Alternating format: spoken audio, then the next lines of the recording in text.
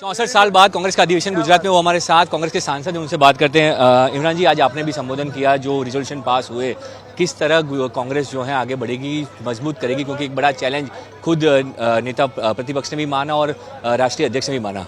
देखिए, एक ऐसे समय में जब सरकार जो है वो सिर्फ मुद्दों से ध्यान हटाने की राजनीति कर रही है, जरूरी मुद्दे हैं उस पर बात नहीं कर रही है, बल्कि नफरत को लगातार सरकारी तौर पे संरक्षण दे रही है, ऐसे समय में गुजरात का ये राष्ट्रीय अधिवेशन और न्याय के पथ का जो रेजोल्यूशन पास हुआ, जो प्रस्ताव पास हुआ है, उसमें जो पॉइंट्स हैं इस देश के आदिवासियों के लिए, दलितों के लिए, महिलाओं के लिए, अल्पसंख्यकों के लिए, नौजवानों के लिए, बेरोजगार लोगों के लिए, वो बहुत ही मील का पत्थर साबित होंगे। और आज राहुल गांधी जी ने जो भाषण दिया है, जिस जज्बे के साथ, जिस जोश के साथ, और उस पर जिस तरह से हमारे AICC के देश भर से आए हुए तमाम जो सदस्य हैं और उत्तर और दक्षिण को जोड़ने का जो प्रयास है, जो भाषाओं का झगड़ा खड़ा कर रही है भाजपा, उन सबको लेकर राहुल गांधी जी ने एक एक जरूरी मुद्दे को एड्रेस किया है। तो आज का ये कार्यक्रम बहुत ऐतिहासिक है और मुझे पूरा विश्वास है कि कांग्रेस के लिए गुजरात प्रदेश में विशेष रूप से ये कार्यक्रम मील का पत्थर साबित होगा। और आने वाले चुनाव में राहुल जी ने कहा है कि यहाँ से एक अलग जगेगी, यहाँ से हम एक नई शुरुआत करेंगे और आने वाले दिनों में गुजरात में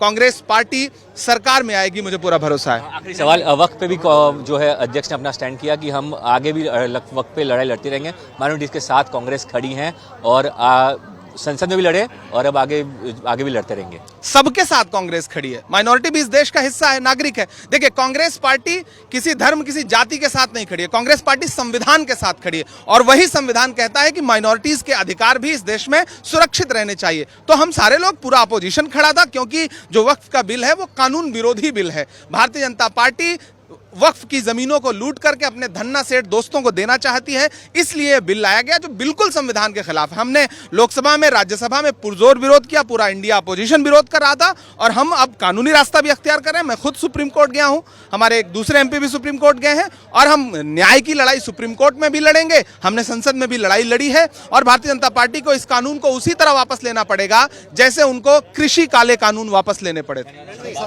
ये थे इमरान प्रतापगढ़ी, जिन्होंने साफ तौर पे कहा कि कांग्रेस जो है सिर्फ माइनॉरिटी नहीं पर संविधान के साथ साथ देश के सभी तबकों के साथ जुड़ी है।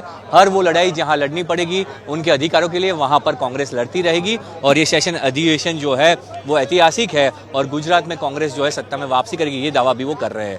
अहमदाबाद से कैमरा जीवन निवास के साथ ब्रिजेश जोशी, आज तक।